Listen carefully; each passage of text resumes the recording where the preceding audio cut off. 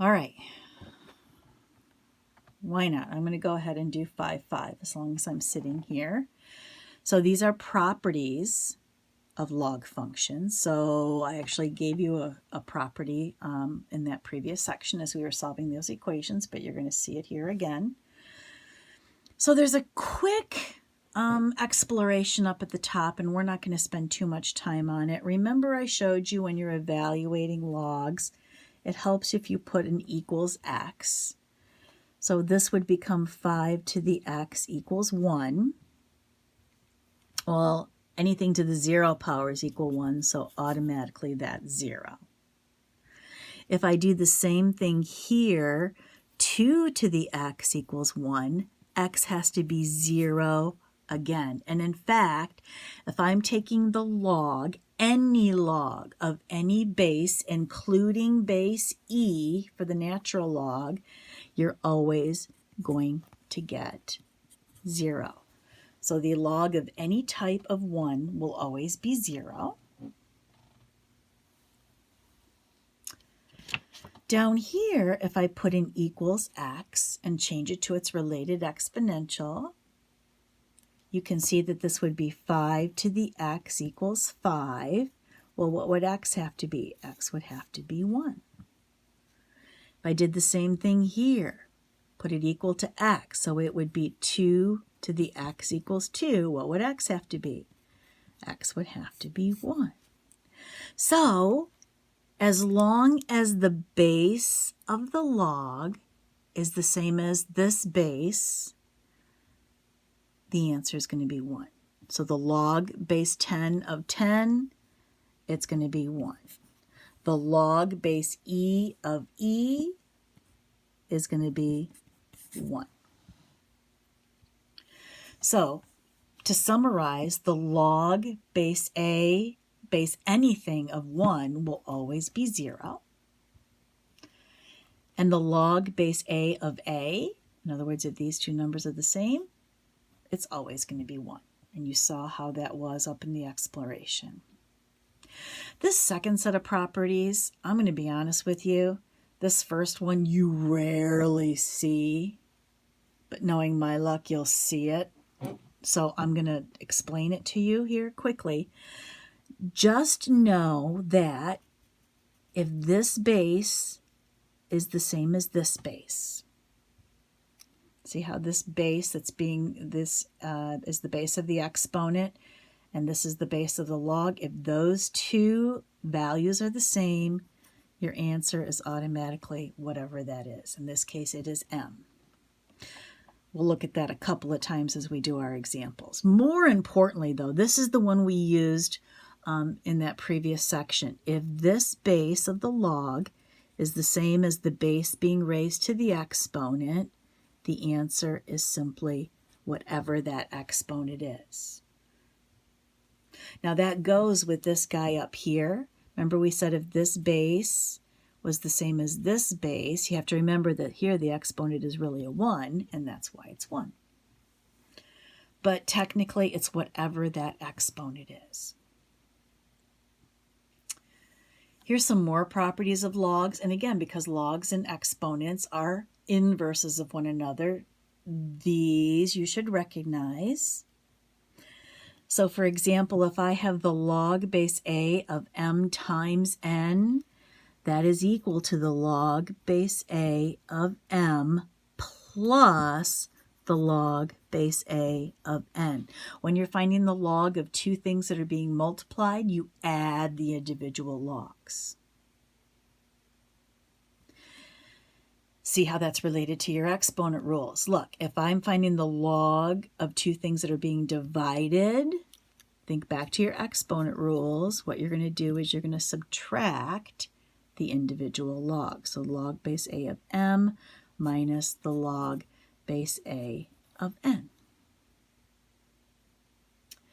And finally, if I'm finding the log base a of something being raised to a power, what happens is that power comes down in front and it becomes r times the log base a of m. Those three rules are very important as we solve some more complicated log equations. So let's use those rules to do a couple of examples. So first of all, you see this is that crazy rule. Notice that this base is the same as this base, so don't overthink it. The answer is simply 18.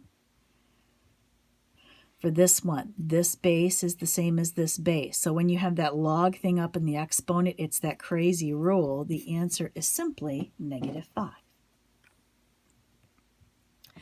Look, the base of the log is the same as the base being raised to the exponent. The answer is 20. Don't overthink it. Over here, what's the base of this log? Don't forget it's really an E. So if these two bases are the same, the answer is simply 3. So that's just playing with those rules.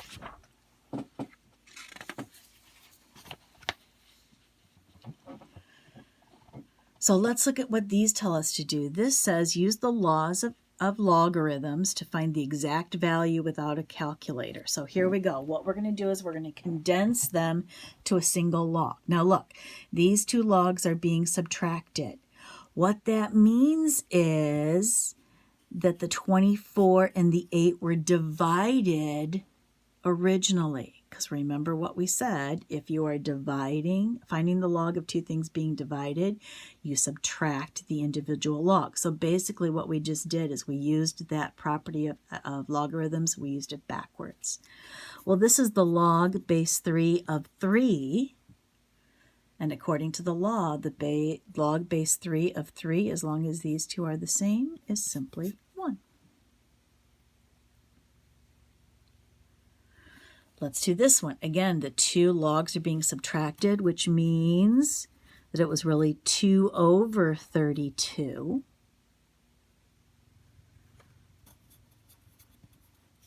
Well, that's really 1 over 16. Well, how are we going to find that? Well, we have to go back. We're evaluating this log. So let's set it equal to x. Let's change it to an exponential. 8 to the x power equals 1 over 16. This is an exponential function. We're bringing in everything that we've had so far.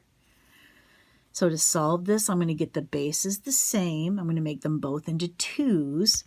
So 2 to the 3x, because 8 is 2 cubed, is equal to 2 to the -4, because this is 1 over 2 to the 4th. The bases are the same, set the exponents equal to one another, and you're going to get -4/3 as your answer. Now here's one of those crazy ones. Notice where the log is there, but you have to realize, okay, this is two logs that are being added. We have to switch that to a single log. Well, if the individual logs are being added, that meant that the 3 and the 5 were multiplied to begin with. So that's going to become 6 to the log base 6 of 15. And because this base is the same as this base, your answer is simply 15. Again, pause whenever you need to. So for all of those, we had to kind of use our properties of logs backwards and condense them into a single log to be able to find the answer. Now, if you look at these, we're given a single log, and we have to stretch them out and use our properties. So if we look at 3a, I notice that I'm, first of all, finding the log of two things that are being multiplied together. That means that I add the individual logs.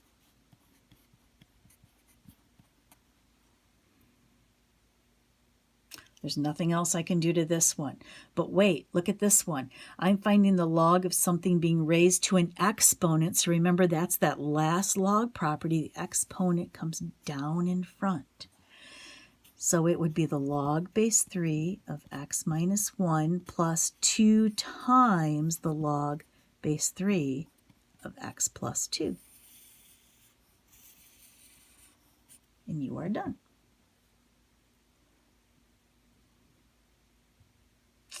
Well, let's look at number 5. First thing I notice is that I'm finding the log of a fraction. So that means that I'm going to subtract the individual log. So that would be the log base 5 of x squared y cubed minus the log base 5. Now, whenever you have a radical, you're going to want to change that to its related exponent. And the square root of z is really z to the 1/2. Now, here I have the log of two things that are being multiplied, so I'm going to add the individual logs.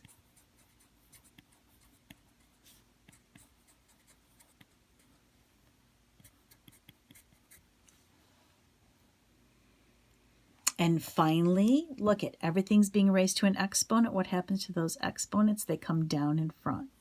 So it would be 2 log base 5 of x plus 3 log base 5, I should have put a 5 there, of y minus 1/2 log base 5 of z. So that one used all of my properties in one problem.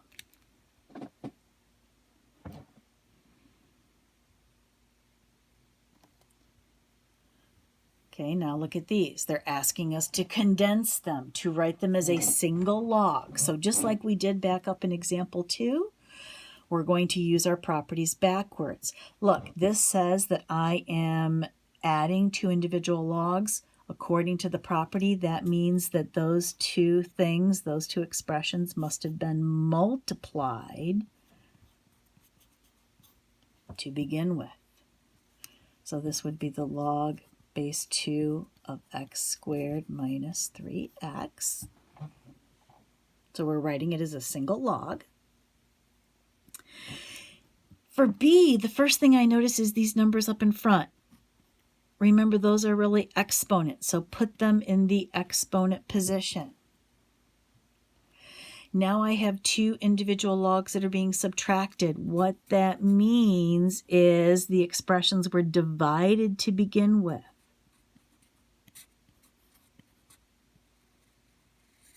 And there you go. Notice there's not a log on the top and a log on the bottom. It's a single log of an expression. All right, well, let's look at this one. I immediately see this 1/2. So I'm going to make that into a power.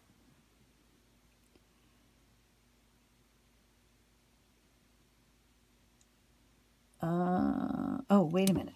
Oh, I misread that. Let me try that again. My apologies. This is one term. This is a separate term here. So it's just x to the 1/2. And then this exponent 5 goes up here. So let's write that out again so you can see it. So it's natural log of x minus 2 plus the natural log of x to the 1/2 minus the natural log of x plus 3 to the 5th power. That's a little bit neater. All right, so now we have two logs that are being added, which meant that they were multiplied to begin with. So I'm going to change this to x to the 1/2 times x minus 2.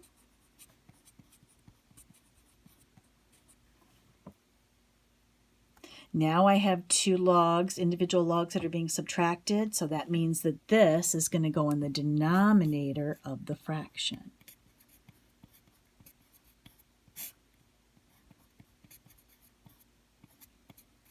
A little hint, anything that's after a minus sign will go in the denominator in the fraction. Anything that is positive or after a plus sign will go in the numerator. That might help you.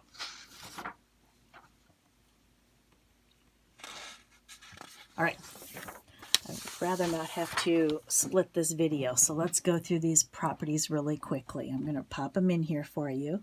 So a to the r, and again, this is a property you're not going to see very often, but I'm going to write it in here for you, is e to the r times the natural log of a.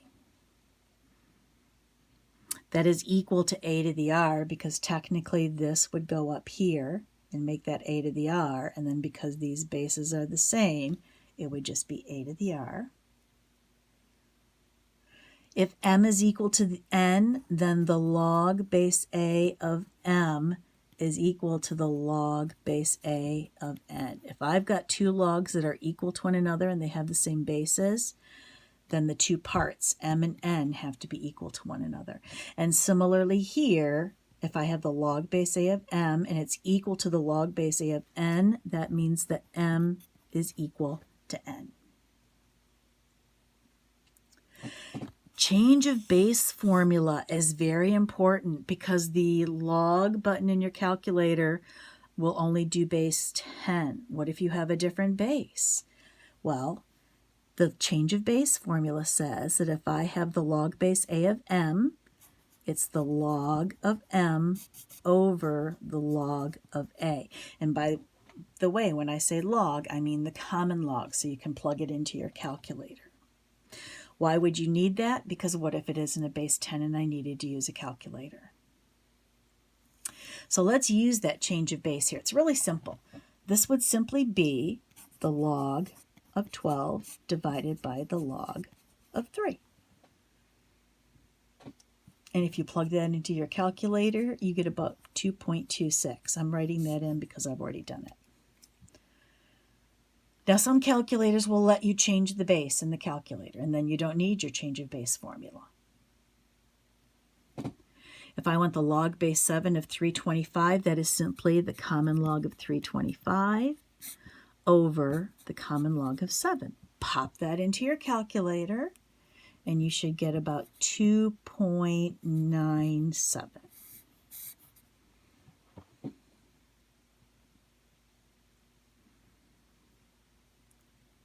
Okay. Here it's just asking you to plug this in and do your y equals. So most of you can probably go ahead and plug that into your calculator and change your base. So I'm going to kind of let you go ahead and do that. You already know what it's going to look like, though. Or you should know what it's going to look like. You know its domain is all real, or is everything from 0 to infinity. So you should know that. If you really wanted to, you could do this. Do 5 to the y equals x. See how I changed it to its related exponential? And if you didn't have a calculator, you could plug some values in, except you could see you would want to plug them in for y instead of x. So for example, if I plugged 0 in for y, 5 to the 0 is 1. If I plugged 1 in for y, I'd get 5. If I plugged 2 in for y, I'm going to get 25. Well, that'd be crazy. If I plug negative 1 in for y, 5 to the negative 1 is 1/5. And if you plotted those points,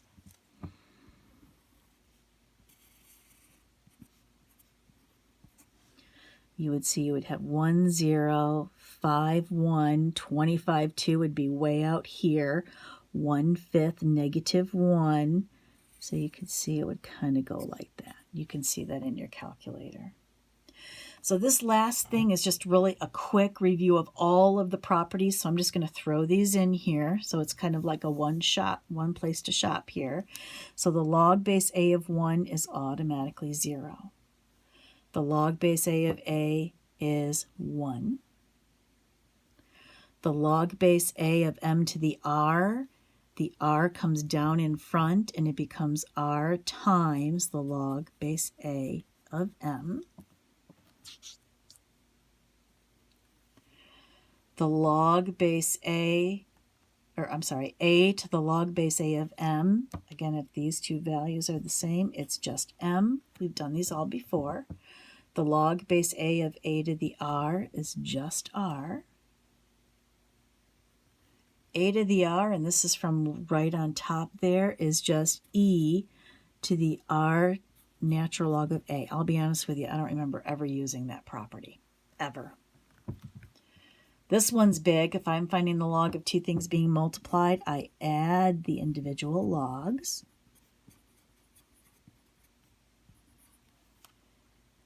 If I am finding the log of two things that are being divided, I subtract the individual logs.